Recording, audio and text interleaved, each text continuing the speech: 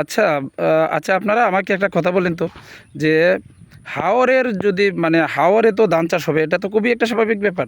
কিন্তু মানে এই জেলা প্রশাসক মহোদয় কোনটা ভেবে তিনি বললেন হঠাৎ করে যে টাঙ্গর হাওরে কৃষিকাজ রাখা যাবে না? আচ্ছা, কৃষিকাজ রাখা যাবে না, আপনারা একটা জিনিস আপনাকে মানে আপনাকে বলতে চাই যে এই যে হাওরের কৃষকরা, তারা যদি এই কৃষিকাজ না করে, আপনি একটা বাঁধ টিকিয়ে রাখতে পারবেন না, তাই আপনি বলে দিলেন যে মানে যেহেতু ধান ডুবে যাচ্ছে, একটা মানে হাজারি তৈরি হবে, সেজন্য মানে ধান চাষ করার দরকার নেই। হিসাবটা এরকম হলো যে মাথাটা যেহেতু ব্যথাই করছে, তাহলে মাথাটাকে কেটে ফেলাতেও ব্যথাটা থাকবে না।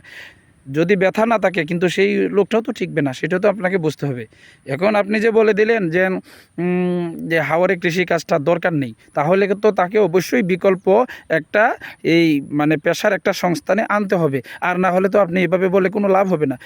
আর একটা কথা, এই যে আপনি মানে কথাটা বললেন, সেটার পেছনে আপনার একটা যুক্তি তো আমরা বুঝলাম, কিন্তু আপনি কি এটাও খেয়াল করেছেন যে হাওরের কৃষকদের তো শুধু হাওরের যে সরকারি জায়গা মানে হচ্ছে, যেটাকে বলা হচ্ছে যে মানে এই ব্যক্তি নয়, অর্থাৎ হচ্ছে হাওরের, সেইটুকুতে আপনি না হয় কৃষি কাজ করতে না করলেন, কিন্তু এই যে হাওরের ভিতরেই লক্ষ লক্ষ হেক্টর জমিন যে মানে দলিলভুক্ত জমিন, রেকর্ডীয় জমিন, সেইটা মানে সেই যে ব্যক্তির যে কেনা জমিন, মালিকানা জমিন, এগুলোকে কি আপনি আসলে চাষাবাদ মানে না করতে উৎসাহিত করছেন? হ্যাঁ, নাকি ইনডাইরেক্টলি মানে তাদেরকে এই পেশা ছেড়ে দিতে বললেন? একটা জমিন আছে আমার, সেটা আমি কেন ছেড়ে দিব? হ্যাঁ, সেটা আমি চাষ মানে আমি সেটা চাষ করব না, সেটা আপনি আসলে বলার অধিকার কতটুকু আসলে রাখেন, সেটাও তো একটা বিবেচ্য বিষয়। আপনি যদি বলেন যে সরকারি খাস জায়গা যেটা, সেটা আপনারা চাষ করেন না, মানে বিলের মধ্যে চাষ করেন না, ঠিক আছে, সেটাও হয়তো বা কৃষকরা মেনে নিতে পারে।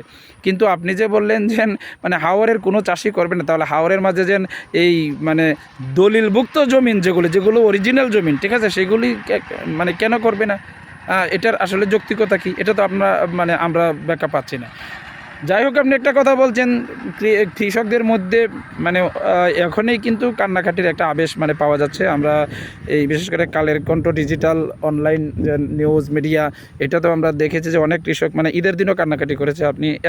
আপনি তো এক কথা বলছেন, কিন্তু অন্যদের কিন্তু কান্নাকাটি শুরু হয়েছে। তো আশা করব মাননীয় জেলা প্রশাসক মহোদয় এই বিষয়টা বিবেচনায় নিয়ে অন্ততপক্ষে কৃষকদেরকে একটু সান্ত্বনা দেওয়ার চেষ্টা করেন।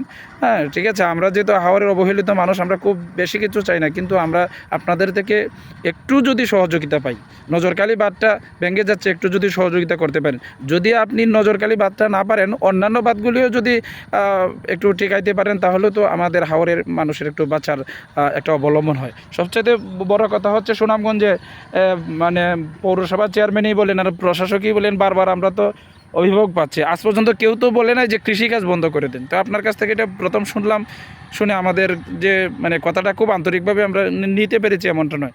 তো আপনারা সরকারি লোক, উচ্চ পর্যায়ের লোক, আপনাদেরকে যে আমরা কোনো প্রকার অ্যাঙ্গেলে কথা বলবো সেটাও না, এটা আসলে যৌথ একটা সহযোগিতা মাত্র। আশা করব আপনি হাওরবাসীর দিকে ফিরে তাকাবেন। ধন্যবাদ সবাইকে, ধন্যবাদ হাওরের সকল কৃষককে যে তারা তাদের দুঃখগুলো বিভিন্ন মিডিয়ার মাধ্যমে তুলে ধরেছে। শুভকামনা সকল কৃষক ভাইদের জন্য।